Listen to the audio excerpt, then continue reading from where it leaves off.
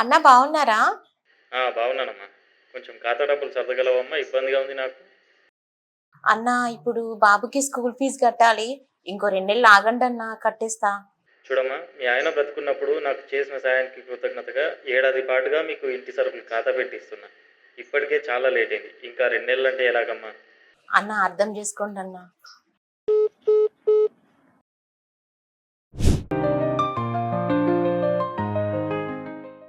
అమ్మ exam fees కి 1000 రూపాయలు ఇయ్యవా?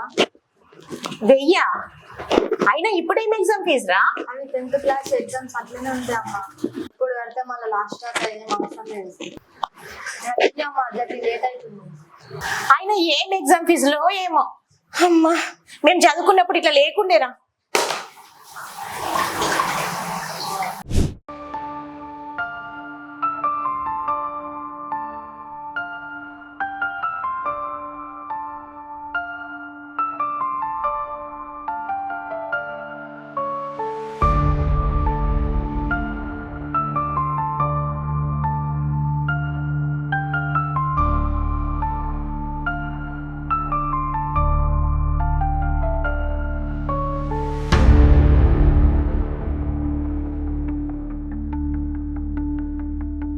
ఏమైందమ్మా ఇంకా ఎంతసేపు?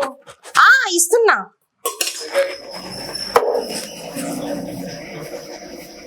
తొమ్మిది 900 ఉన్నాయి నాన్న.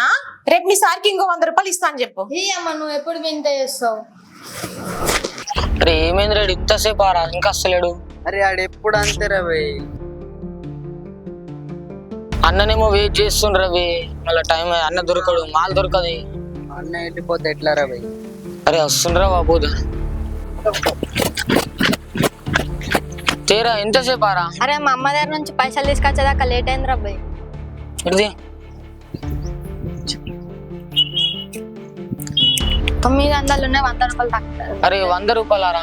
అరే అన్నాక నేను చెప్తా రబ్బాయి. మళ్ళీ మాల్ దొరకదురా. తెచ్చిన 900 ఉన్నాయా? ఇట్లా ఇది ఇట్లారా మాల్ దొరకదు రేపు ఇంకా ఇట్లా చేస్తే అర్థమైందా? సరే సరే అన్న, రైట్.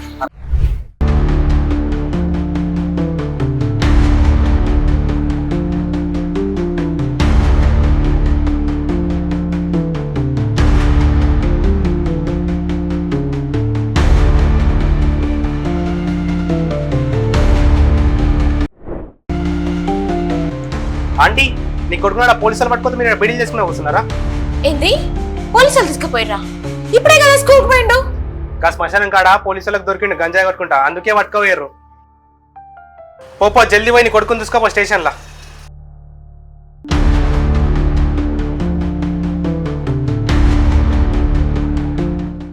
బాల్యం చాలా అందమైనది.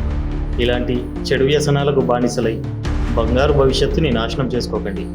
మరియు తల్లిదండ్రులు కూడా మీ పిల్లల కదలికలను గమనిస్తూ ఉండండి. ఒక్క చిన్న తప్పు మీ జీవితానికి ముప్పు. Say no to drugs.